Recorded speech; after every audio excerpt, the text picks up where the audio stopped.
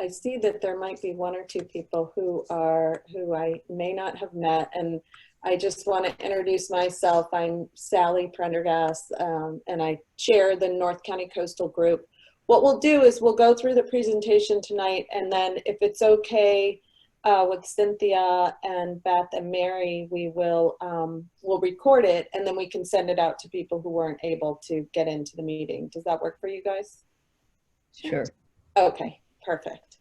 So, you know, we thought it would be great to do something fun and a little different. I know everybody's been completely freaked out with and busy working hard on all the campaigning and election chaos that's going on. So we thought this was a great opportunity to highlight a wonderful project in our San Diego community. I had been exposed to their work through a little field trip we did through the Solana Beach Eco Rotary Group, and just was blown away. So I'm so grateful that we've got the Munk Foundation here to take us through their presentation.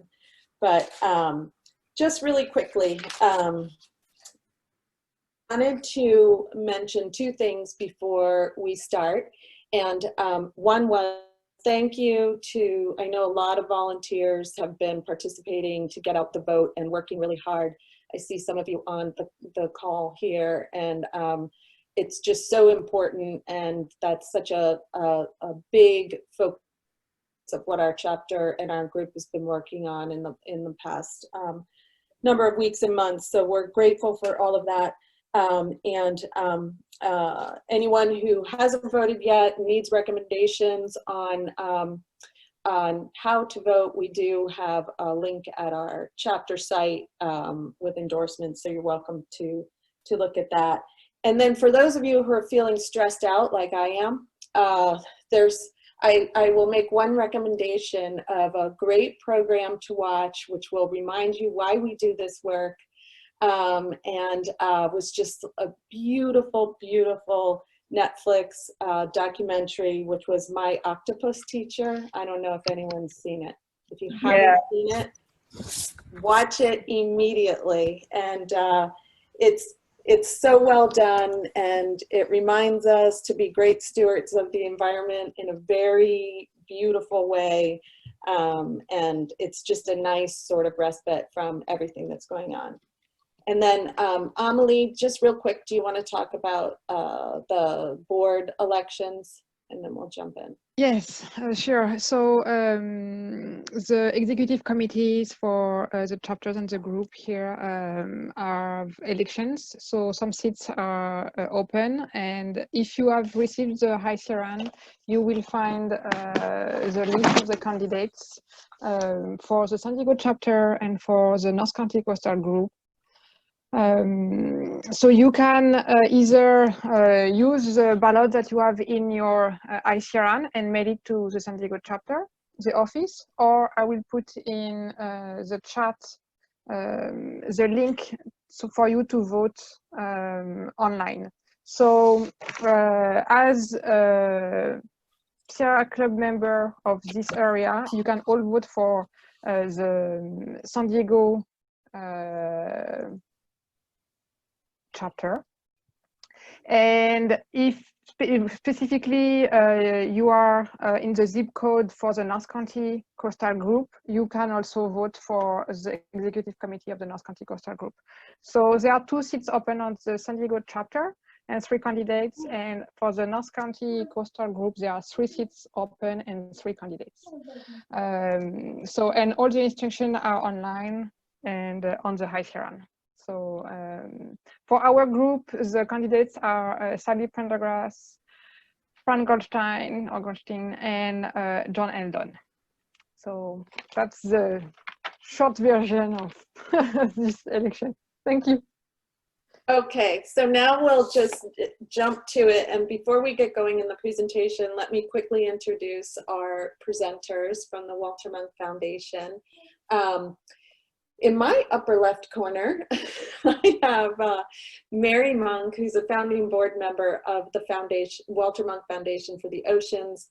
She's been active in the local community and served on numerous boards and committees since she moved to La Jolla Shores in 2000. She's founder and president of Friends of La Jolla Shores, a nonprofit whose mission is to enhance and preserve our public parks, beaches, unique coastal community, and marine environment while promoting related educational experiences and recreation activities. You'll see some of the great work they're going to present tonight, and I'll let her, I don't want to give too much away in your bio because I know you'll be talking a bit about that. We also have Cynthia Matzke, who is the Director of Education and Outreach for the Walter Munk Foundation. Some of you may have met her before. She's spoken in one of our meetings a year or two ago in Solana Beach. She has a background in journalism, marine biology, and video production, and graduated from the Scripps Institute of Oceanography with a master's in marine biodiversity and conservation, and continues to work with Scripps Marine Physical Lab on special projects. Her passion for scuba diving, along with filming remote ocean ecosystems, has brought her eye to eye with rare species in some unusual places, and as a trained injured wildlife responder, she has assisted with many rescues. She's an adjunct professor at New School of Architecture and Design, creating STEAM curricula for learners of all ages, and is an avid explorer, an Explorers Club fellow who sailed over 10,000 miles to study plastic pollution, dives in the Arctic sea ice for fun, and loves to bring marine ecology lessons from the field to the classroom. So very interesting background. And then we have Beth. Beth, where are you? You're here. There you are. Okay. Beth is a worldly and adventurous soul who's enjoyed a variety of exciting careers in her lifetime, and by the age of 20, had already lived in 8 countries. Out of college, she designed and fabricated costumes for the theater in New York City. She became a mounted sergeant in the New York City parks, combining her love for animals and the outdoors while educating the public. After a moving encounter with a baby gray whale in Baja California, Beth returned to New York and joined the New York Aquarium dive team. Soon after, she moved to the British Virgin Islands to work as a licensed scuba instructor, where she created and led dynamic environmental programs for children from 17 to 14 years old. She relocated to California in 2018 to work for Walter Munk, and Beth is currently using her talents as a scientific communicator, as a producer for the Splash educational video series. She became an advisor for the Walter Munk Foundation for the Oceans in 2019 and teaches programs for the underserved youth in San Diego. So we are thrilled to have these 3 very interesting representatives here. I love everyone's backgrounds, so unique, and you guys have some great experience. So with that, I will we will turn it over to you, and you should be able to share your screen. All right, I'm gonna take over the screen first then. Okay. No. All right. Let's see. Okay. Everyone can see that? Yeah. Yes, it works well. Okay, great. So I'm just going to do a quick introduction. Thank you for that, that introduction. That's actually written for our teachers and children's programs on our website. Thank you. We are with the Walter Munk Foundation for the Oceans. I'm an advisor there. And I just want to start with a quick introduction of something that happened. Whoops. It seems to be going on its own. Hold on one sec. Okay. Something that happened for us this week, this past week, on the 19th of October, which would have been Walter Monk's 103rd birthday, we were all able to celebrate an event. Despite COVID, we've been able to continue to work on our public project. It's an educational plaza. The map of the Grand Canyons of La Jolla in Kellogg Park in La Jolla, and I'm just going to give you a little view of what happened for us here. Yep, it keeps jumping, sorry. Let's try that again.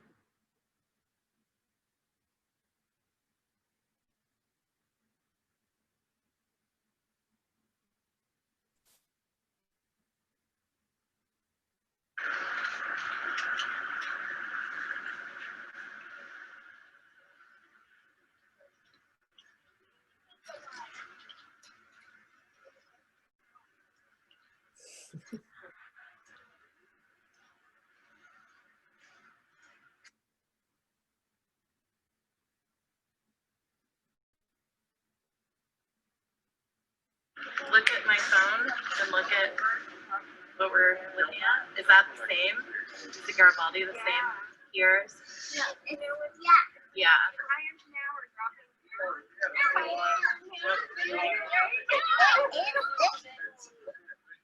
It's kind of. Okay, so I'm just going to stop sharing.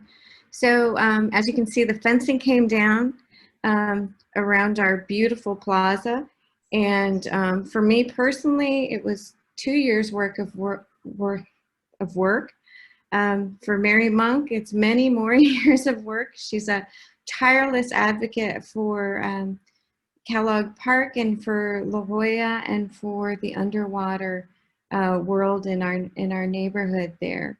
So I'm going to let her talk a little bit about the history, and then I'll come back with some of the projects later on.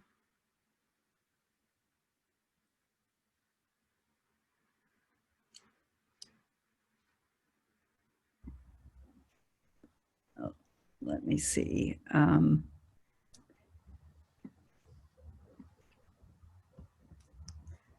I apologize. It's view, Mary, at the top. It will be slideshow. Yeah. I don't see view though.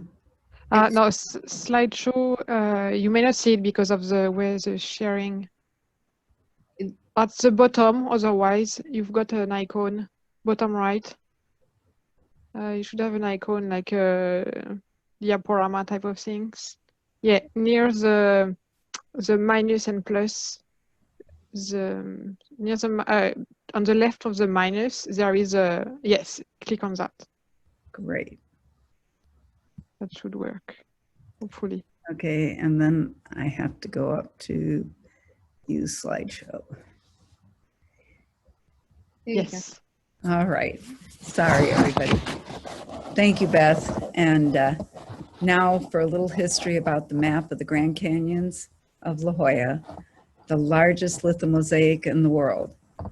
A 16-year, $1.3 million project that included thousands of hours of volunteer time and an incomparable team. It had an unlikely beginning. When I moved to the shores in 2000, the comfort station in Kellogg Park was in terrible disrepair, and plans for construction of a replacement had been approved, along with the artwork that you see. Much of the community was extremely upset by the bulk and scale of the proposed comfort station. They were replacing 900 square foot restroom, 9 feet tall, with a 2,000 square foot restroom, 14 feet tall. Even more so, the community was unhappy about the proposed artwork.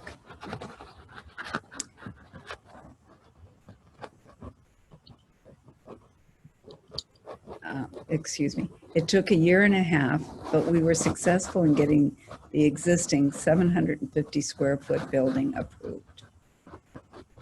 It blends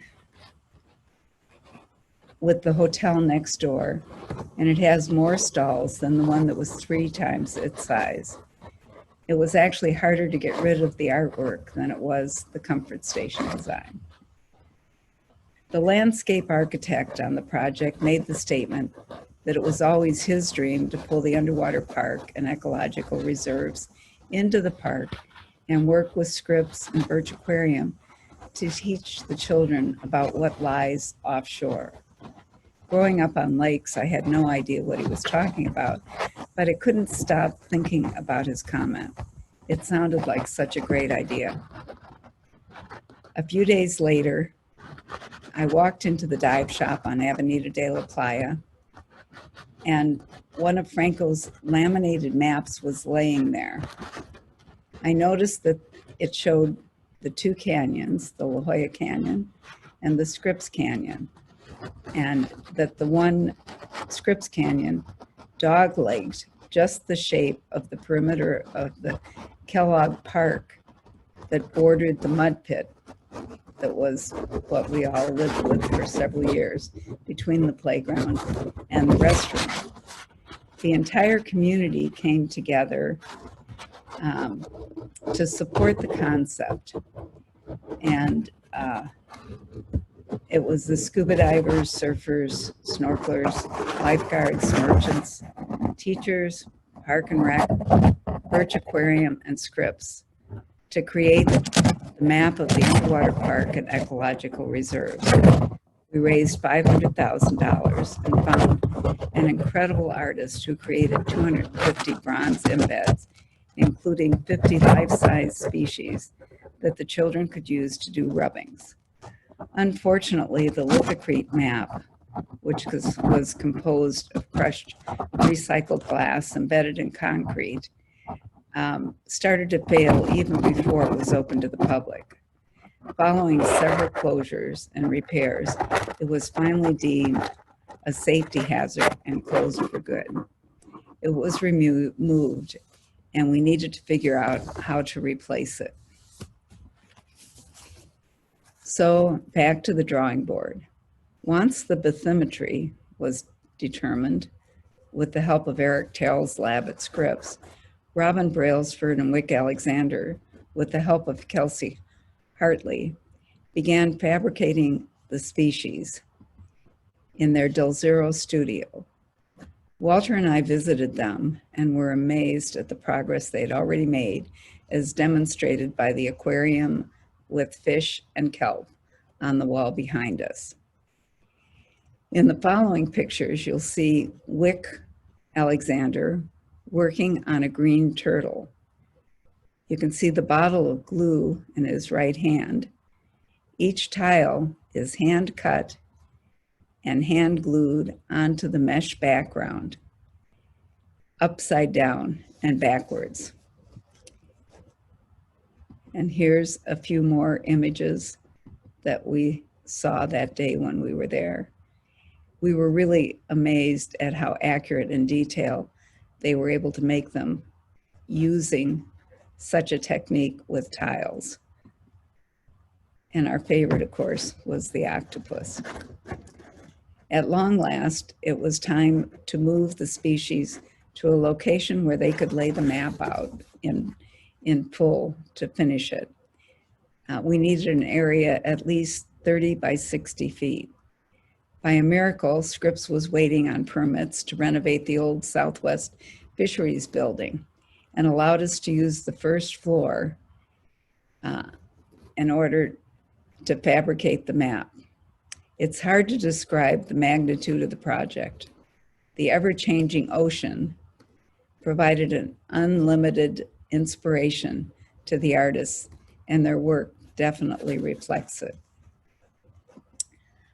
Unlike the comfort of their studio, imagine sitting on the floor and gluing approximately 500,000 tiles in a perfect pattern, illustrating the bathymetry of the canyons, around 123 species, upside down and backwards. We called it Ocean Awareness, one tile at a time. Mariah Connor, a wonderful artist in her own right, helped with this leg of the project.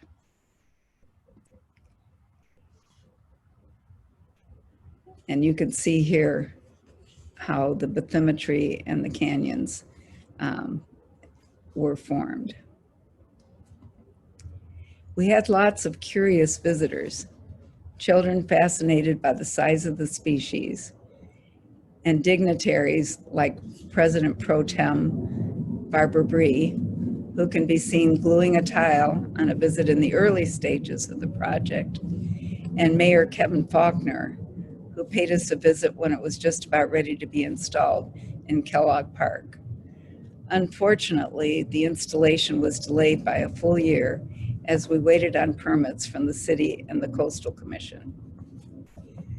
This slide shows a 31-foot image of JJ, the orphaned baby gray whale. Some of you may recall. She was at SeaWorld for 15 months, and this is the size she was the day she was released after having been rehabilitated. In the playground next door, there's a 15-foot bronze sculpture of JJ representing her the day that she was rescued in Marina del Rey. And we have the full story and know the people who rescued her, and hope someday to do a book or a video story. At long last, the construction fences went up in January 2020, and we began installing the map on Valentine's Day. I'm standing in the entranceway from Vallecito's to the map, an area that used to be a 5-foot wide decomposed granite path into the park. Now, like, the tours took a week. Real work began. Mary, Yeah, excuse me, the microphone doesn't work well. I don't know if you have something on it or something touching it, but it's cutting a lot right now. And I don't know if because you may have paper on the microphone of your computer or something like that. I'm sorry. That's okay. Is it better now? Yes, much better. Oh, I'm sorry. Thank you. The pours took a couple of weeks, and then the real work began. Fencing embeds, including dive flags, hexagonal numbers to identify each species, landscape, educational panels, and so much more. We were able to salvage a few of our bronze sculptures from the previous map. Whoops. There we go. Including a dedication to the Kumeyaay bands, who were in the area over 10,000 years ago. The silver bronze compass rose located at the entrance welcomes all of the visitors to the map. And if you look closely, you'll see that the artist took a volleyball and created the globe with the coast of Southern California and Baja along the edge here. And around that, he put the oceans of the earth, of the world, and around that, a life preserver embraced by the tentacles of a squid, hopefully giving the message of how precious our ocean is and how much we need to take care of it. So now, you've arrived at the entrance to the map dedicated to the legacy of Walter Munk. And I will turn the next part of the journey over to Cynthia Matzke. She's an incredibly engaging teacher, full of enthusiasm, with years of experience studying whales, plastic pollution, and everything ocean. Take it away, Cynthia.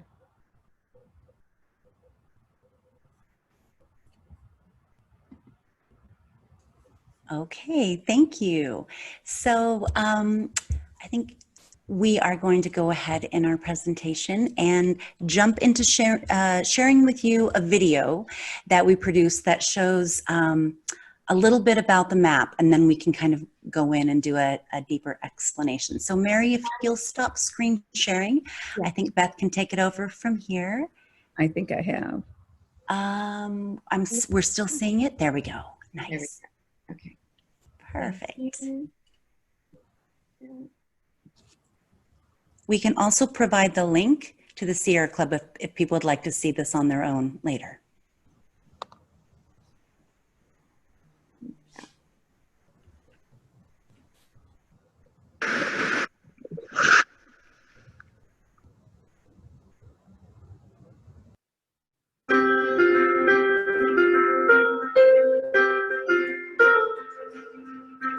Off the California coast, there is a place of beauty, wonder, and adventure. And all you need to get there is the map. A magical mosaic map of the Grand Canyons of La Jolla. This map is a tiny component of the many things that we need to do for people to realize how much our societies depend on the oceans. Fitted and formed from thousands of tiny tiles, the map is the newest arrival to La Jolla Shores Park. A creation of the Walter Munk Foundation, the map features more than 100 native species, from sea lions and dolphins to JJ the rescued gray whale, creatures you can get close to without even getting wet, in person or online. I recently had the opportunity to view the Walter Munk Foundation map that depicts over 100 creatures off our shoreline. Each creature will have a QR code, so the community will be able to download the information on that species and learn all about the species that we have off our shoreline. The Walter Munk Foundation for the Oceans truly believes that ocean awareness and conservation should be built one tile at a time. The tiles may be small, but they are built upon the legacy of a giant, legendary oceanographer and foundation namesake, Walter Munk.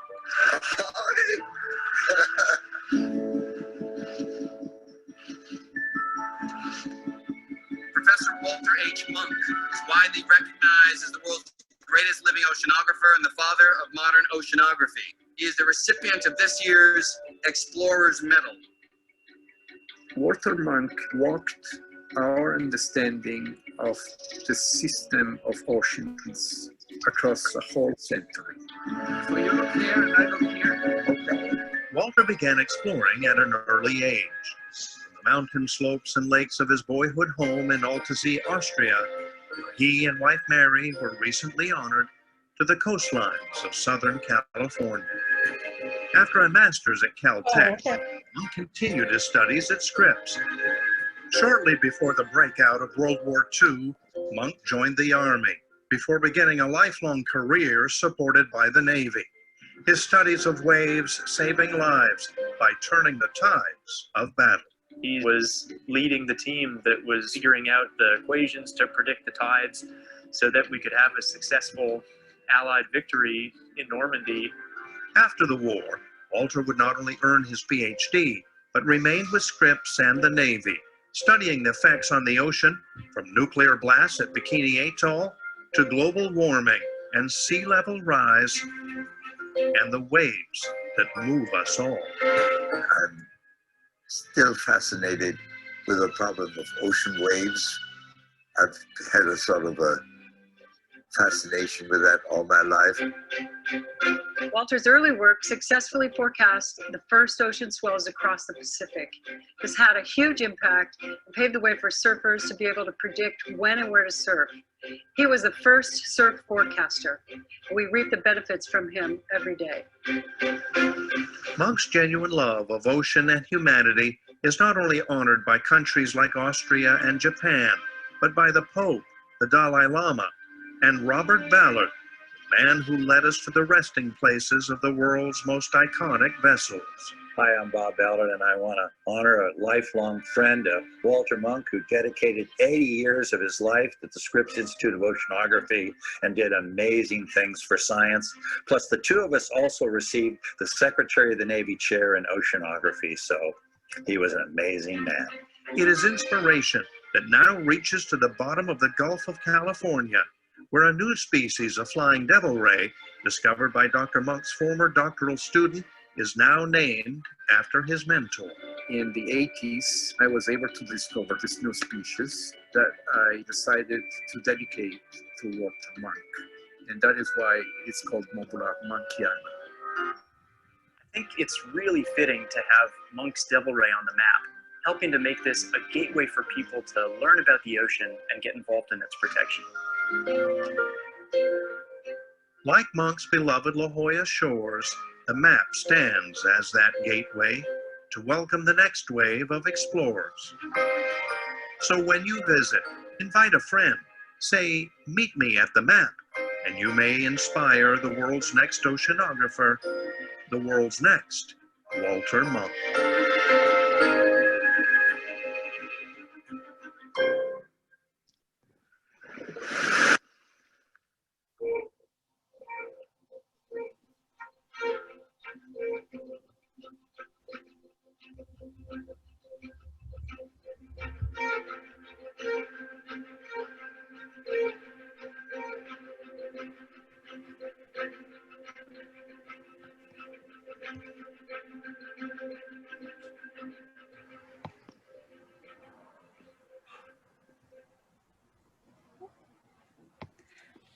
Okay, well, I'd like to talk a little bit about the interactive portion of the map and what you guys can expect, because we cannot wait to eventually be able to host tours and open video, have different programs at the map. But for now, we are thrilled to have just launched waltermonkway.com.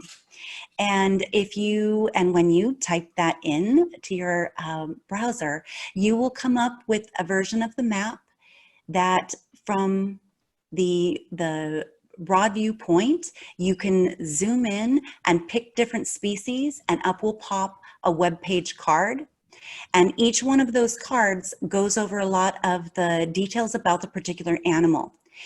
Eventually, each of these will be available in multiple languages, but it gives a wonderful overview for curious minds of all ages to learn about their habitat, their predators, their prey. You'll see still images, video images of them. And so we're delighted to bring this as our first launch into the virtual world. Another part of the program that we're very excited about is we've created some educational programs based on the map. It's an especially important time to be able to convey and share scientific information with school students, in part because a lot of the science curriculum has been cut down, and with distance learning and the present challenges, there isn't a lot of opportunity to engage students in the same way we might have had, say, 6 months or a year ago. So we have in the past been involved with Ocean Discovery Institute, leading a robotics program. We do special events with the Cabrillo National Monument, Meet the Experts Earth Day event with globalschools.net. We have a lot of those planned with them, which goes to groups all over the world. So teachers and students can just log in and learn for free and have access to all sorts of different programming. We are beginning to deliver virtual field trips through a wonderful group in San Diego called Arts Bus Express. These guys are absolute angels. They've been around for a long time, basically bridging the gap. There are a lot of school students who want to go on field trips, and the transportation is the one thing that stands in their way. So this group, Arts Bus Express, expressly gets the money for the bus and is able to bring to children these wonderful programs. Well, now that the bus isn't needed, they got to work quickly and were able to come up with a way to bring virtual field trips to students. So we're beginning that in a few weeks, and we're very excited about that prospect. We also are starting our first 3-part series on marine mammals, and that's with a new partner called Alta Sea. I'll go into that in a little bit more detail. Next slide. And just as a quick overview, what's really fun about this is when you have the opportunity to work with students for 45 minutes, 3 separate times, plus in addition to every live synchronous event that we have, we're able to create 45 minutes of offline asynchronous material. So it can reinforce a lot of the lessons we're going to present or have presented. And with that kind of engagement, you can really get to see students connect the different concepts. It's not just a fun one-off, which is a great mental vacation for students, but we can really delve a lot deeper into these issues. In fact, in our 2 of 3 series, we are talking about seals, and we're able to present to fifth graders the concept of climate change and shift and why it's so important. So these are really important building blocks and foundations that will have a huge effect in the children's education later. We have a lot of fun with this. So as we had to transition, I've been teaching for many years, students of all ages, and you always have to find things to do in the classroom. But put this environment online and you have got to get really creative. So we have a series of pop quizzes. We have areas of story time where actually Beth appears in her mask and her regulator in her mouth, and we teach the students for 5 minutes. We're like, brain break, everybody. All right, let's do a stretch. She teaches them how to spy hop and what a breach is. So they're not only learning it, they're doing it. They're stretching their bodies. And so we're really looking at the whole person in a way that we're doing our best to reach right through that screen and inspire the students, and to do it in sometimes slightly silly ways, which suits me fine. Another important part of the program is to share with the students the work of a lot of our partners. So for instance, on this slide in the bottom right-hand side, you see a very colorful gal, Caitlin Webster. She's been a volunteer with the foundation for a number of years. Well, she's a polar explorer, and we have wonderful footage that she has donated for our series on ice-loving seals. And they get to see, it's not a mystery how these scientists are doing this incredible work around. We're sharing our stories, our video, and then we share the sometimes quirky career paths that brought us there. So these students can begin to see themselves in these experiences.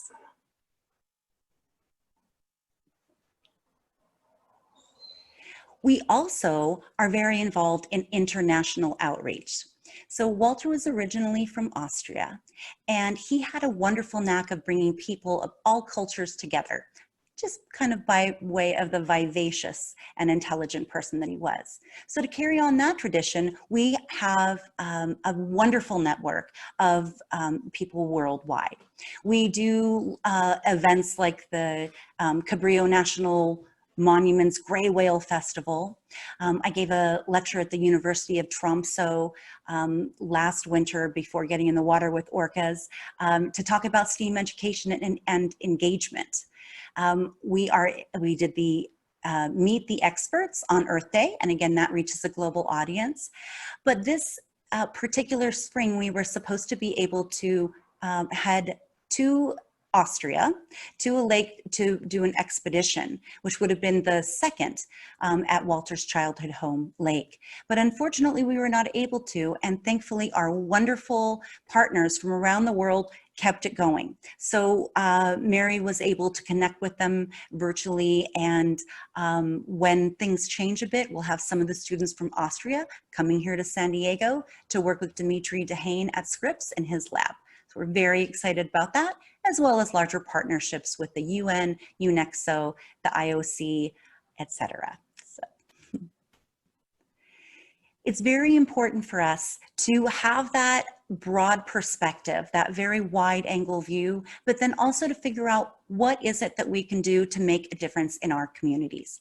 So our advisors are in every corner of the world, but we do like to do a lot of work right here in San Diego to make big differences.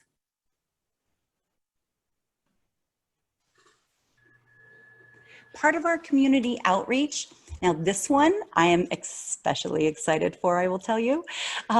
So a program that we will begin when timing is appropriate is called Meet Me at the Map. This will be a monthly program that is going to be one part citizen science, one part cleanup, and a bit of education and lecture, as well as getting folks together. So I started a program like this in Hawaii a number of years ago, and it was so successful, it's still going on today because it's just pure fun. You can get an entire family together, and people will sign up for this, or a particular group like the Sierra Club could do your own, so you don't have to worry about sign up. But it's a chance to meet. We highlight one animal or feature on the map, learn about it from an expert, break into groups, go out and do citizen science, not for the theory and practice of it, but to actually give that data. So we're conducting important information and teaching the future generations about the fun in that sort of collaboration. And then we do a beach cleanup on the way back, come back and compare notes. And these sort of programs really serve to kind of glue a community together around some very important, very feel-good activities. In addition to that, we'll have shoreline cleanups, sunset lectures, a mentorship program. There's all sorts of fun things we have going on for the future, but right now we're exploring that virtual world to the maximum.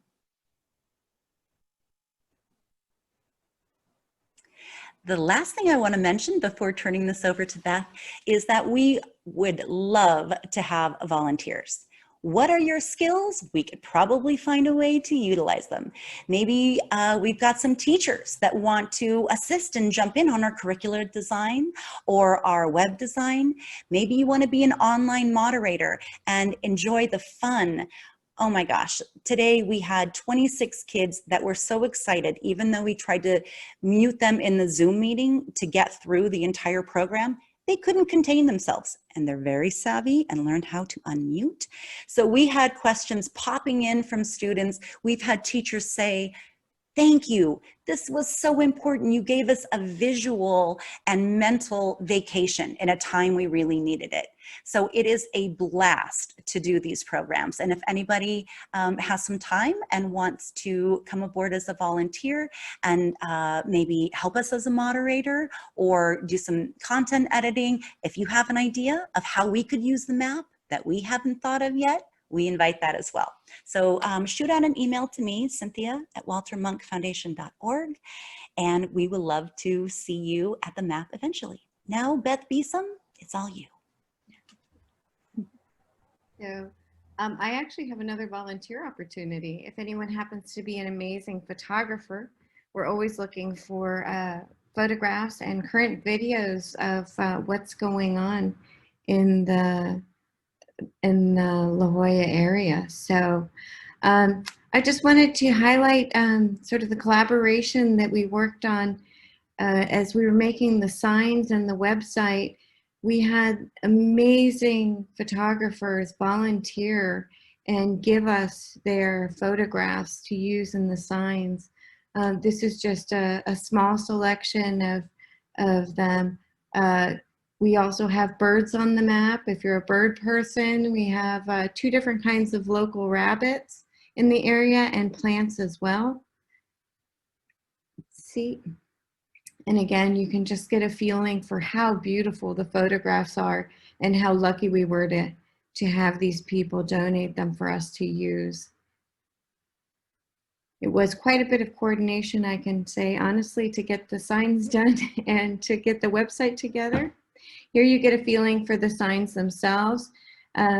So each of the species represented on the map on the signs also has a QR code that you can scan and go to those pages as well and get part of the story of, again, who eats whom, where they live. And as we go along, we also have sort of local videographers and divers in particular who are going to be donating their footage and letting us know what current affairs are. So if you scan over the leopard shark, for example, we're gonna have it pop up and tell you leopard sharks are in town, this is how you can see them, you don't need to snorkel. Actually, quite often you see them in 2 or 3 feet of water, and what's available in the area.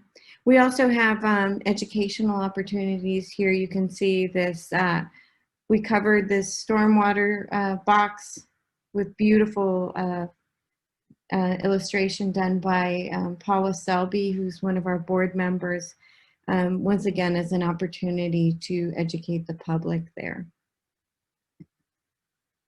Let's see. And last but not least, if you keep your ears and your eyes open and follow us, we have a series of approximately 3-minute videos done by different local, some are scientists. This is Dimitri Dehane, who's one of our board members with his son Bryce. And They've done a 3-minute video on bioluminescence versus fluorescence. Rocio Gajon Bunker, who is a scuba instructor. She's actually an instructor's instructor and works with Ocean Enterprises, and she has donated her footage and her humor to narrate a couple of our species videos. And Michael Coffer and Wei Wei Gao, who you might know if you went to the Underwater Film Festival, they both have put together and offered some of their videos and some of their expertise. This one in particular is on baby giant sea bass.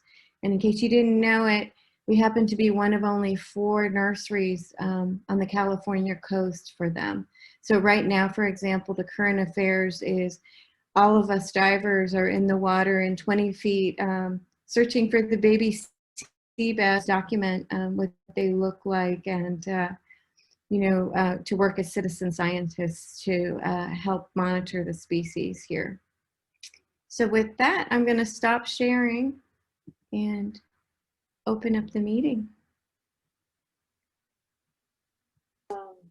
I think our group is probably small enough that if people have questions, you can just go ahead and ask or raise your hand. It's easier to do that than going through the chat.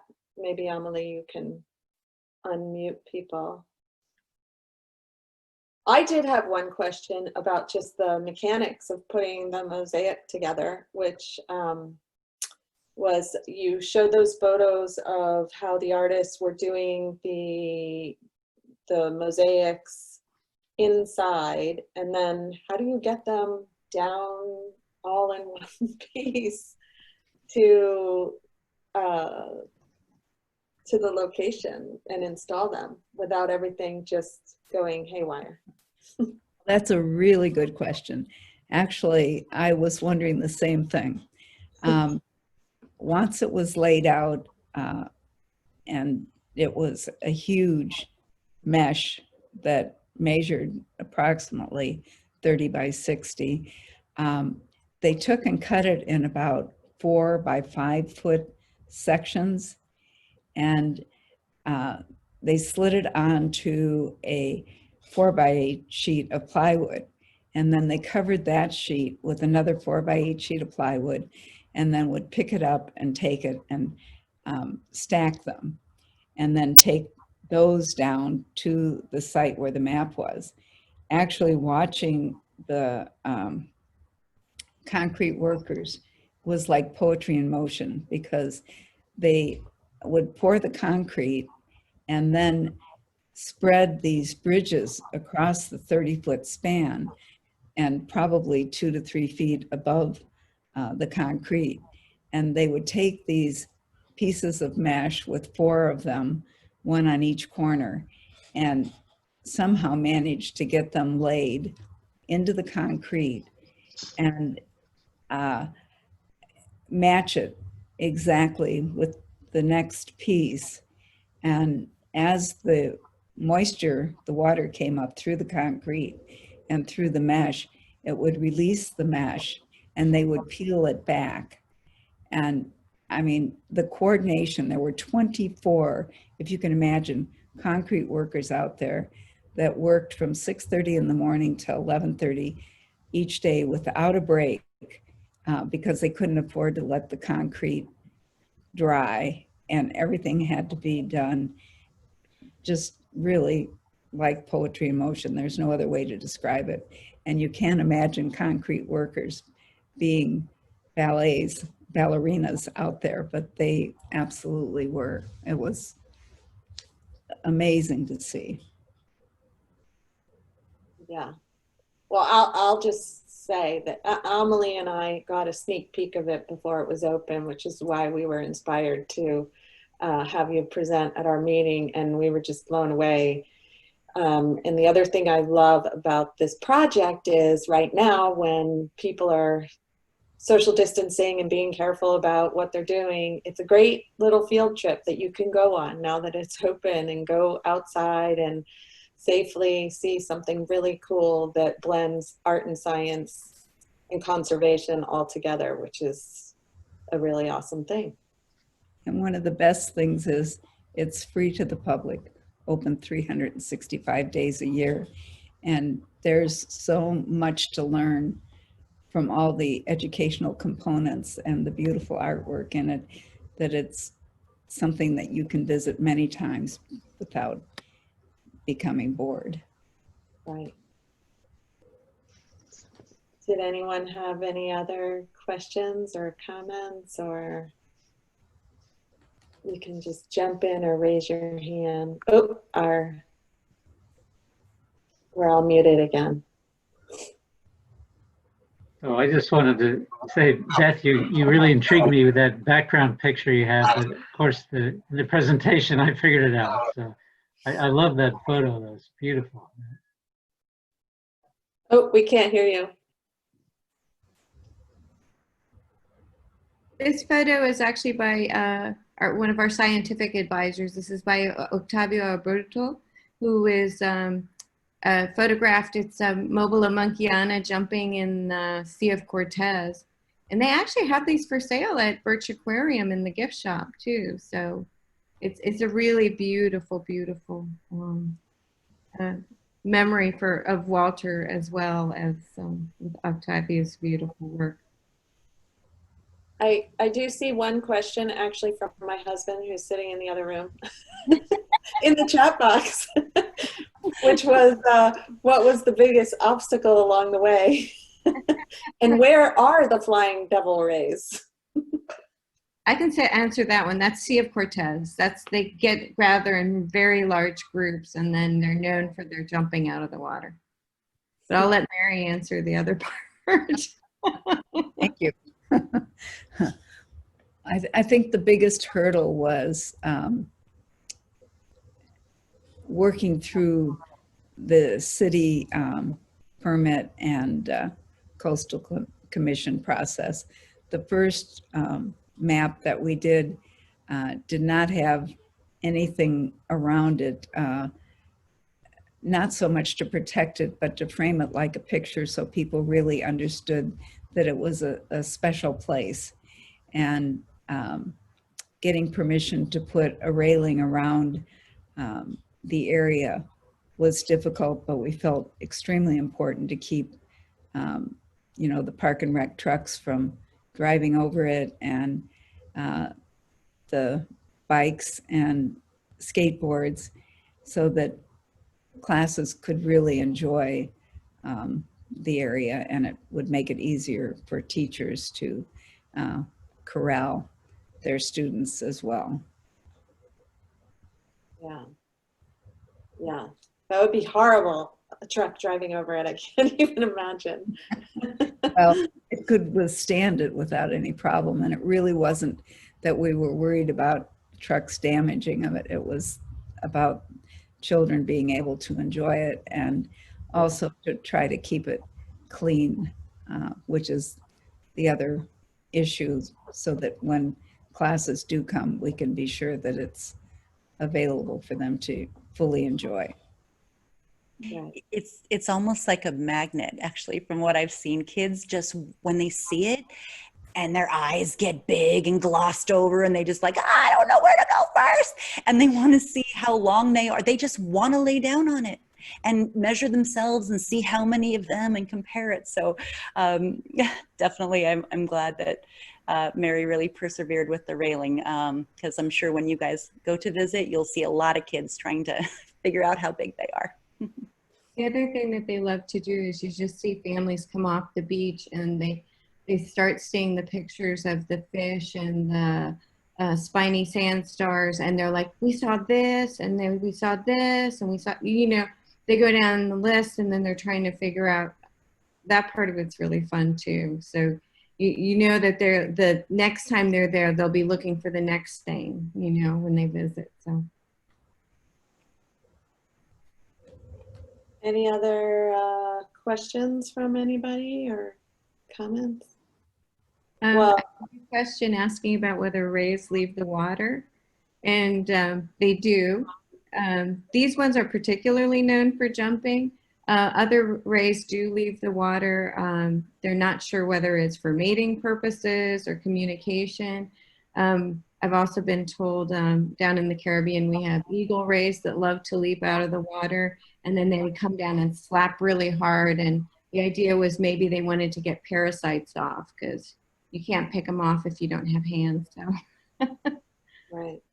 Yeah. That makes sense. Well, I just want to. Oh, I'm sorry. I was just go gonna, ahead. Go. Really quickly, I was just going to say on that note that there was a wonderful film made called Spirit of Discovery. And you can see the trailer. I believe the link is on our website. And it's about Walter's trip down to Mexico to see this ray that he was named after for the first time. So I believe the trailer is on our website. You can look it up, Spirit of Discovery, and the full length feature is just, it's wonderful as well.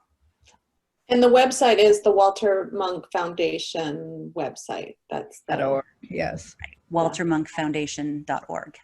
Yeah. So anyone who's interested, if you go to that website, you can see specifically about the MAP project, and then about some of the educational things they're doing and information about Walter Monk's work and all of that. It's a great site, very comprehensive.